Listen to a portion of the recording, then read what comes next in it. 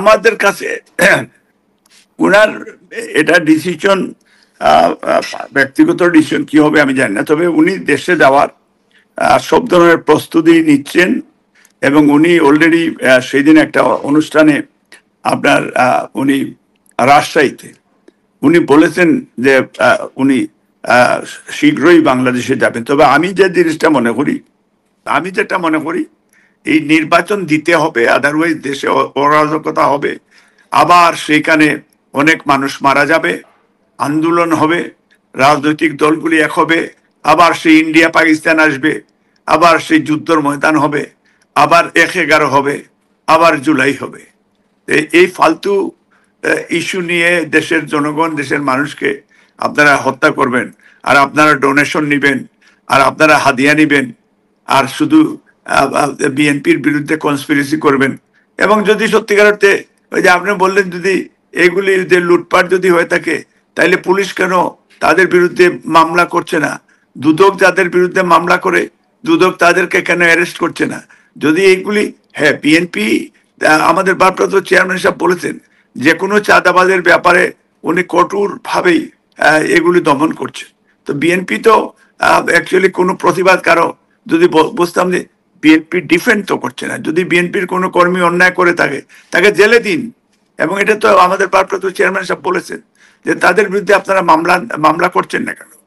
এই বিষয়গুলি এখন সিম্পল বিষয় যে আপনার ফেব্রুয়ারি নির্বাচন যদি না হয়, তাইলে এই ডক্টর ইউনূসে আমি জানি যে উনি মিথ্যা কথা বলবেন না।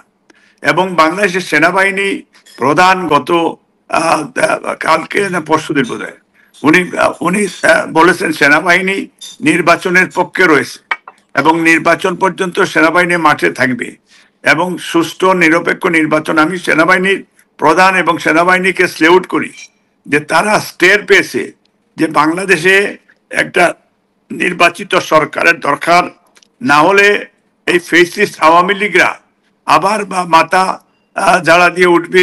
তাদের কাছে অনেক অবৈধ পয়সা রয়েছে এবং তাদের সাথে এখনো ইন্ডিয়া টোটালি রয়েছে এবং ইন্ডিয়ার প্রতিদিন বাংলাদেশের প্রত্যেকটা থানায় থানায় লেভেলে পর্যন্ত ভারতের এজেন্ট রয়েছে। এরা আমাদের দেশে যাতে গণতন্ত্র ফিরে না আসে, আইনের শাসন সুপ্রতিষ্ঠিত না হয়, আমরা যে বিজনেস ইন্ডাস্ট্রি গার্মেন্টস থেকে শুরু করে চিংড়ি এক্সপোর্ট বা আরো অন্যান্য সাইডে যাতে বাংলাদেশ এগিয়ে না যেতে পারে, সেই জন্য তারা কন্টিনিউয়াসলি ষড়যন্ত্র বাংলাদেশের বিরুদ্ধে করছে। এটা বাংলাদেশের জনগণ, যেটা অলরেডি সুলেমান ভাই বা পাটওয়ার ভাই বলেছে, যে জনগণ হচ্ছে ক্ষমতার উৎস, এটা হচ্ছে গণপ্রজাতন্ত্রী বাংলাদেশ সরকার হচ্ছে এইটা জনগণ এই দেশের মালিক। এখন মালিকরা যে সিদ্ধান্ত দিবে, চাকর বাকররা আমরা যারা সরকারি চাকরি করি বা যারা আপনার যে কোনো বিভিন্ন বেসরকারি আধা সরকারি প্রতিষ্ঠানগুলি, এগুলি জনগণ যে ম্যান্ডেট দিবে এটাই মানতে হবে এবং এটাই আলটিমেটলি জনগণের বুথে যারা পার্লামেন্টে যাবে। এবং পার্লামেন্টারি নির্বাচন খুবই প্রয়োজন, কারণ পার্লামেন্টারি নির্বাচন না হলে এই দেশের অস্তিত্ব থাকবে না, দেশ সর্বনাশ। অলরেডি দেশ অর্থনৈতিকভাবে দেউলিয়া হয়ে গেছে, কারণ এখনো বাংলাদেশের যে আপনার প্রিন্টিং মেশিন দিয়ে অনেকের বেতন দেওয়া হচ্ছে, কারণ একমাত্র ফরেন কারেন্সি প্রবাসীরা, রেমিটেন্স যোদ্ধারা বাংলাদেশের টাকা পয়সা পাঠিয়ে এই সরকারকে সাপোর্ট দিয়েছে এবং সাপোর্ট দিচ্ছে। এবং সেখানে প্রবাসীদের বেলা অনেকে গত সরকারের সময় ম্যাক্সিমাম প্রবাসীদের ঘরবাড়ি আওয়ামী লীগ এবং প্রশাসনকে সাথে করে নিয়ে তারা দখল করে রেখেছে। এখনো সেই দখলকৃত বাড়িগুলি, প্রতিষ্ঠানগুলি এখনো আওয়ামী লীগের সেই কন্ট্রোলে রয়েছে।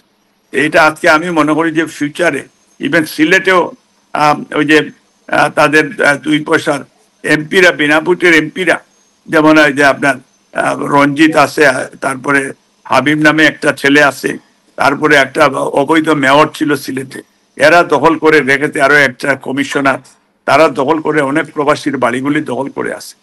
এবং রেমিটেন্স যোদ্ধাদের পক্ষে আপনারা, আমি বলবো যে আপনি একটা অনুষ্ঠান করেন যে গত 15 বছরে প্রবাসীদের বাড়িঘর যারা দখল করেছে, আপনি তারা ডকুমেন্ট নিয়ে তাদের আত্মীয় স্বজন যাদেরকে তারা হত্যা করেছে কিন্তু এখনো নিয়ে বিচার পাচ্ছেন। আর বাংলাদেশের আপনারা বিজ্ঞ যারা আলোচক আছেন বাংলাদেশে আইনে ইভেন আপনার বাড়ি দখল করলে আরেকজন আপনি কোর্টে রিপিটিশন করলে এটা আরো 1 বছর 10 বছর 5 বছর যায়। তো প্রবাসীরা সত্যিকার অর্থে তারা ভিকটিম এবং তারা এই আইনের সেইখানে